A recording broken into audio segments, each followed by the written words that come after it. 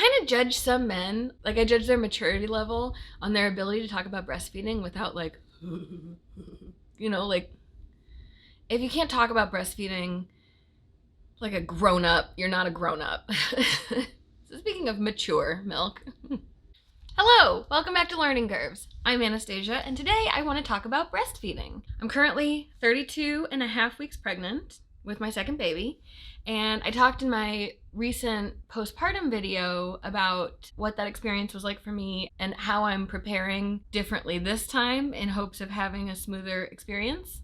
And in that video, I mentioned that I was planning on doing a breastfeeding video after I had a second experience with this baby. And someone I'm close to who's expecting her first baby reminded me that when you are pregnant for the first time, when you've never had a breastfeeding experience, you hear women say breastfeeding's hard. You hear that. Everybody says it. Everybody who breastfeeds says it's hard. And if you are planning to breastfeed, breastfeeding can feel really enigmatic. Why is it hard? Why? You put the baby on your boob, they eat, and that's it, right? So I wanted to talk today a little bit about why breastfeeding was really hard for me and what I'm doing differently this time around to prepare. So in this video, I am going to be talking about breasts, and if you're uncomfortable with words like breast or nipple, this might not be the video for you, but if you're interested, please stick around. This is one thing I'm doing. My midwife introduced me to a tea. It's one of the hippier things that I'm doing. It feels kind of hippie, but I like it. I know it's important not to take this before you're, I think it's 17 weeks pregnant. Absolutely talk to your healthcare provider, do your own research. But this is called Nora tea. It's nettles, oat straw, which is hay, raspberry leaf, and alfalfa. I believe 2 of those are good for uterine health, and 2 of those are good for breastfeeding. It tastes like sun tea. Anyway, if you want more information about this tea, I'd be happy to share that. But this is one thing that I'm doing to help prepare my breasts to better feed baby number 2. So breastfeeding, let's talk about it. For myself, I went into it pretty arrogantly. I went into it being like, this is such a natural thing. Baby and I will figure it out. My body will produce just the right amount.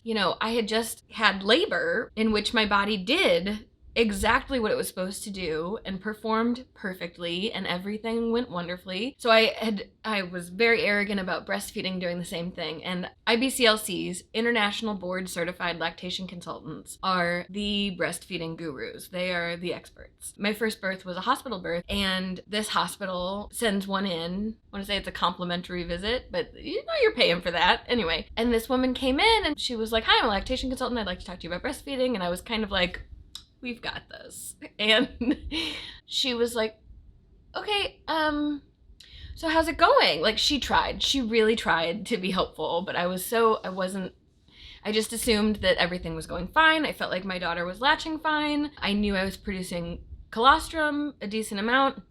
So let's talk about the actual bits of breastfeeding, of breast milk and breast milk production. Please research all your own things. I am not an IBCLC, but my bestie is, and we talk a lot about all things lady, women. We talk a lot about everything. We can't be on the phone enough. She just had her first baby, and I'm really excited about it. I can't talk about it because I will start sobbing hard. I'm so unbelievably proud of her. So I have done some research on breastfeeding, but I very much encourage you to fact check me. Please let me know if any of the information I have is inaccurate, because I'd like to stop giving out inaccurate information. A pregnant woman's body starts producing colostrum. I believe it starts as early as 16 weeks. Within the second trimester, you can start producing colostrum, but that is sort of a golden, syrupy, very thick milk product. It's not what they call mature milk. You hear about a woman's milk coming in. This is the before. If you have the opportunity to speak with the lactation consultant, they'll show you the diagram of how tiny baby's belly is day 1 and how quickly it grows to about the size of an egg, I think. So early on, that little bit of colostrum is enough. I know nobody has a lot of colostrum. Well, I have not heard of anyone who has a lot of colostrum. It's a very small amount, so you don't know what your real milk supply is going to be until your milk comes in. So when your placenta detaches from your uterus, that's what tells your body to produce mature milk. That's what says baby has vacated, it's time.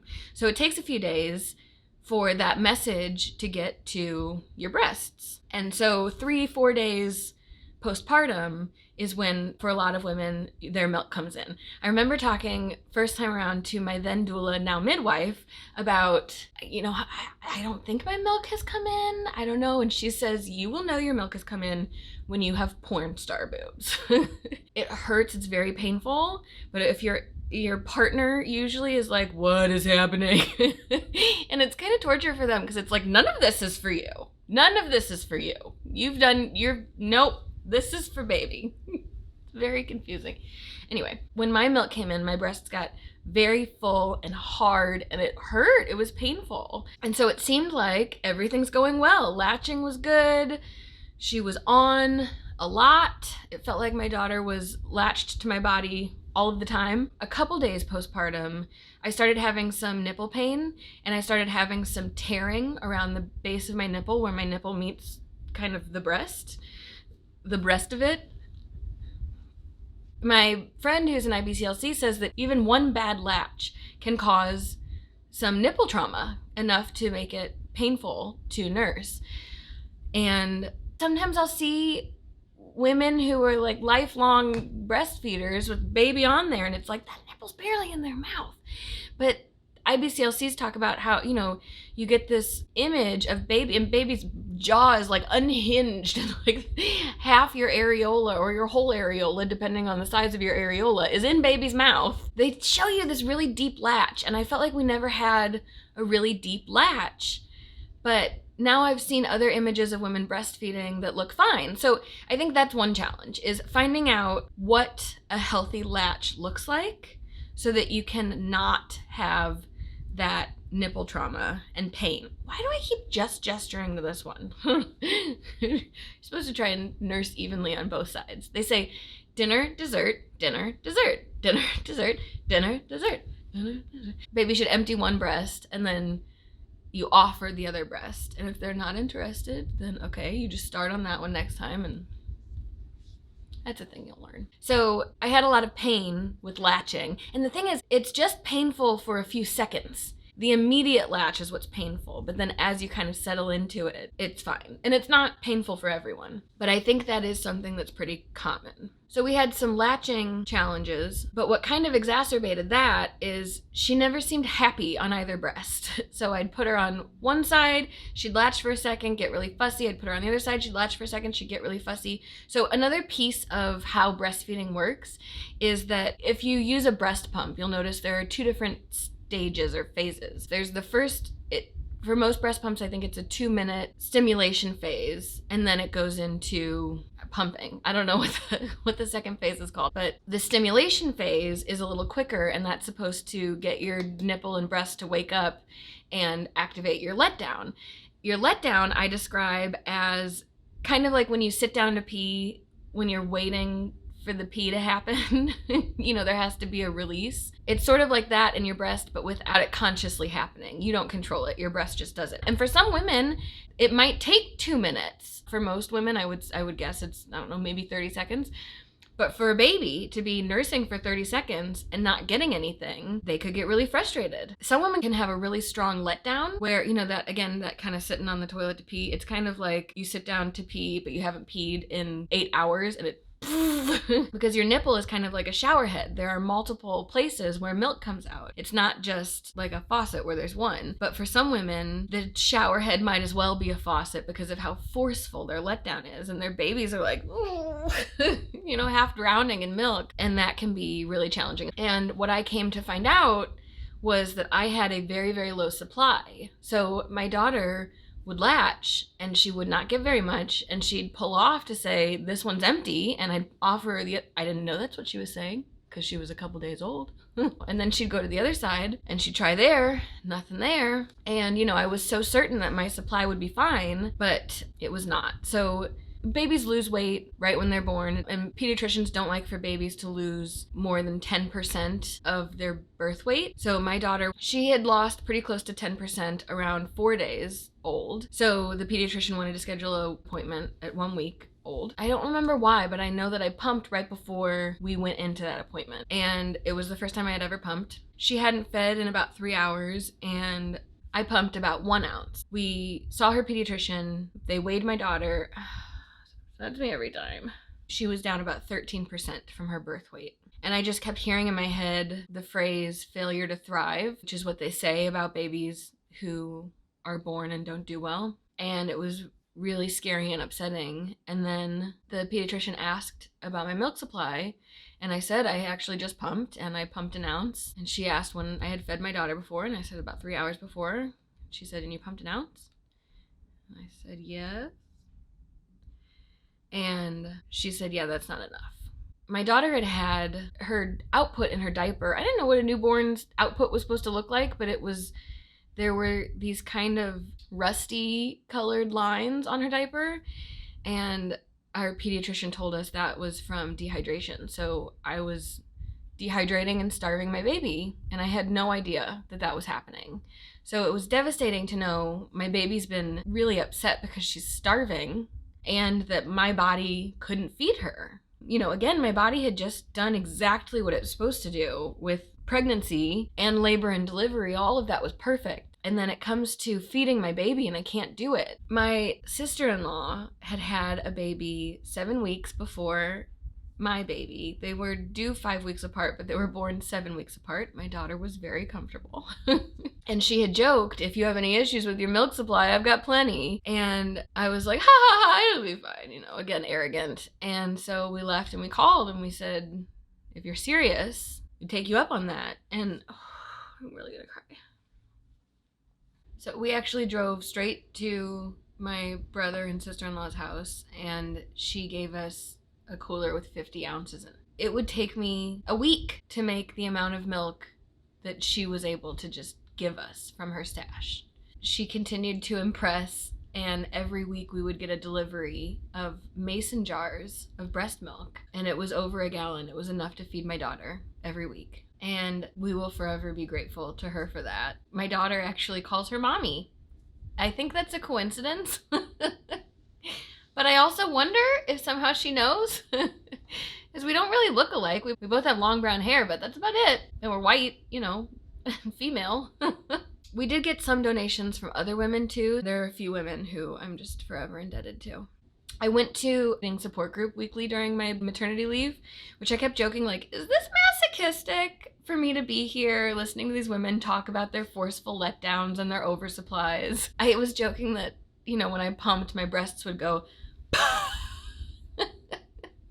So I was determined to do everything I could to make my breasts work. I tried a lot. I was very dedicated to my pumping regimen. When baby's on your breast, nursing, they're telling your body how much milk to make. So if they stop and there's still milk in your breast, then your body thinks, oh, I don't need to produce that much, so it produces less. If they continue to nurse when you're empty, it tells your body, we need some more. One thing that women will do to help stimulate the breasts to produce more milk is through pumping. So baby will eat, and then when baby's finished eating, you'll hook up the breast pump and tell your breast, make more. So something that a lot of women do, and that I did just about every day, is something called a power hour. So I'd pump 20 minutes, 10 minutes off, 10 minutes on, 10 minutes off, 10 minutes on. A lot of times I'd do that at the end of the day. And I would make sure that I pumped every 3 hours because I needed to know that my daughter was getting enough, and I needed to track that.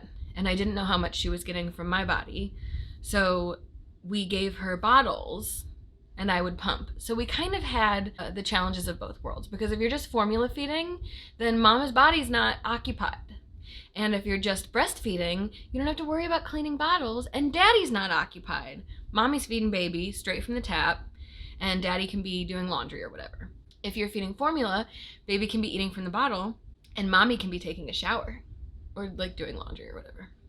But we had me attached to the pump and my husband feeding my daughter from a breast performance situation. The ideal is you feed baby, because baby is more efficient at the breast than a breast pump is.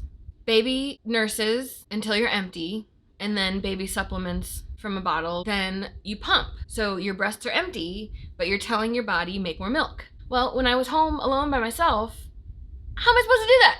How am I supposed to, the breast pump comes out pretty far, and I can't hold my baby and I gotta get the formula together and I gotta get hooked up to, no, that wasn't gonna happen. So it would be feed baby from the bottle, and then when she's asleep, I pump, and then I try and join her to sleep.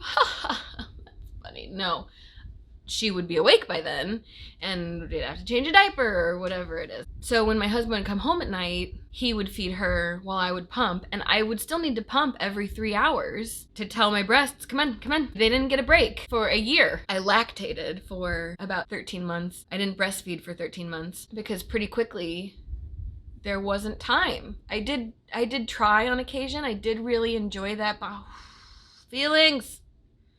I did really enjoy that bond with my daughter. I was actually nervous about that piece about it. Breasts are so sexualized. We're told that they're just sexual objects, which I think is ironic or backwards or whatever, because large breasts are attractive because they look like they'd be good at feeding a baby. So feeding a baby is the whole reason that you like them anyway, but we're still told to like put them away, you know, because it's inappropriate. It's like, they're for feeding babies. They're feeding babies. It's for feeding babies. But I was nervous because my breasts had always been a sexualized part of my body, that having my newborn, fresh, innocent baby's mouth on my nipple would be triggering or make me uncomfortable. And it wasn't even a little bit. You know, she had been in my body, she had been a part of me, and it was like a part of me touching a part of me isn't weird, isn't inherently a sexual thing. It just felt like, you know, it's just me touching me. And I did really enjoy that connection. It almost felt like a callback to pregnancy. You know, we're connected again. And I did get a few moments of a few more latches, but it was really only the first 3 weeks where we really tried to direct breastfeed, and then it became too hard to pump and try to direct breastfeed and supplement with bottles. So it was pretty much exclusively pumping and bottle feeding.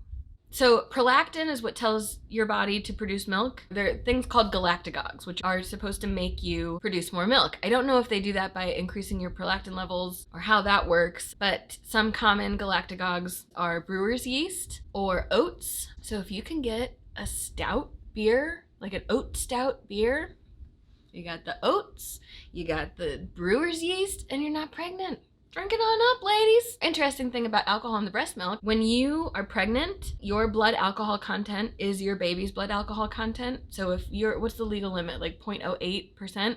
So if you're 0.08%, baby is 0.08%. But when you're breastfeeding, your blood alcohol content is your milk alcohol content. So if your blood is 0.08%, then your milk is 0.08%.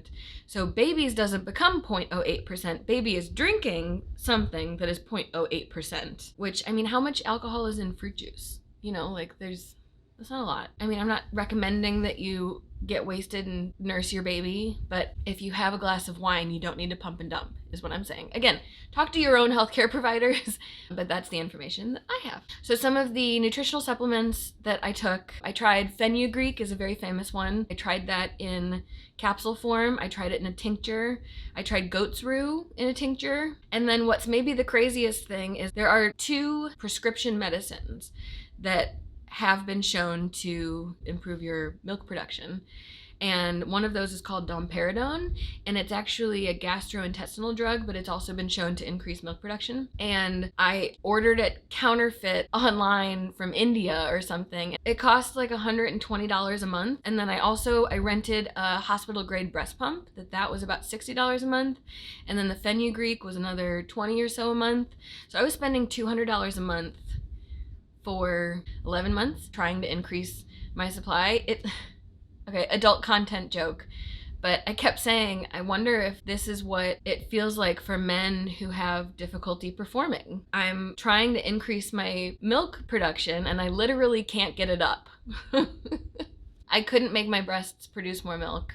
And my daughter is very healthy and we have a beautiful relationship and it's fine. Everything's fine, but I won't be able to spend the time attached to a pump this time around that I did last time. So what I'm doing differently this time, I'm drinking my Nora tea to prepare my breasts. I'm going to spend the first 2 weeks in bed topless with my baby, and I am going to very much welcome any advice, particularly from lactation consultants. And I'm going to be gentler on myself, I hope, if I have the same challenges. Someone gave me the advice, and I'm going to pass it on to you. Don't quit on your worst day. Get past that so that you can, with a clear head, decide how you feel about it. Because for me, there was not a point that I felt okay stopping until my daughter no longer needed breast milk or formula. I had to continue to do whatever I could to try and make it work. Yeah, I think it's different for everyone. I think that's part of why it feels enigmatic, and that's part of why people just say breastfeeding is hard.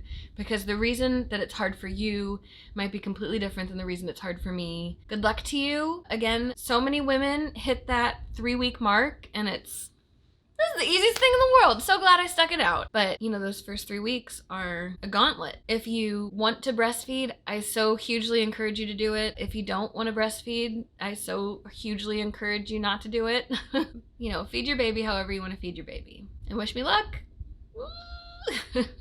There is so much more about pregnancy and birth that I would love to talk about. I am a big fangirl of birth specifically, but I've been really hesitant to make too many videos on it because I don't really want my channel to turn into exclusively that, because there are so many other topics I enjoy learning about, and I don't want to alienate any audience who might not be interested. But if you are interested in more pregnancy and birth content, let me know. I love that stuff.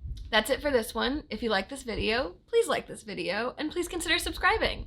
Thank you so much for watching, and I'll see you next time. Bye!